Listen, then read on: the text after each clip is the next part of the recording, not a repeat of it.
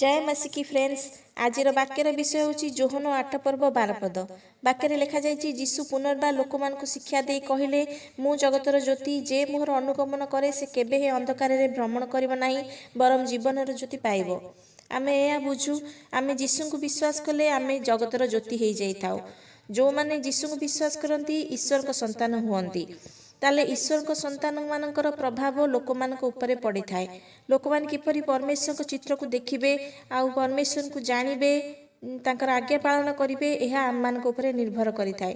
ताले आम माने जीशु को विश्वास करिकि ईश्वर को संतान हेचु ईश्वर को संतान मान परि आमे रहू जेपरि लोक माने ईश्वर परिचय पाइबे जीशु को विश्वास करिकि। ताले आपण मान वीडियोटी जदि भल लागिछि ताले पेज को फॉलो करंतु यूट्यूब को सब्सक्राइब करंतु। Thank you. जय मसीकी फ्रेंड्स आज वाक्यर विषय हूँ जोहन 8 पर्व 12 पद। वाक्य लिखा जाइए जीशु पुनर्बार लोक मान शिक्षा दे कहले मु जगतर ज्योति जे मोहर अनुगमन करे से केबे अंधकार भ्रमण करिब नाही बरम जीवन ज्योति पाइब। आमे यह बुझू आमे जीशु को विश्वास कले आमे जगतर ज्योति हो जाइए।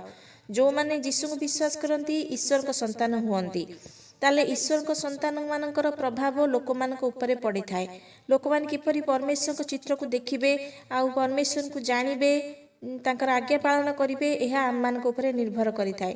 ताले आम माने जीशु को विश्वास करिकि ईश्वर को संतान हेचु ईश्वर को संतान मान परि आमे रहू जेपरि लोक माने ईश्वर परिचय पाइबे जीशु को विश्वास करिकि। ताले आपण मान वीडियोटी जदि भल लागिछि ताले पेज को फॉलो करंतु यूट्यूब को सब्सक्राइब करंतु। Thank you.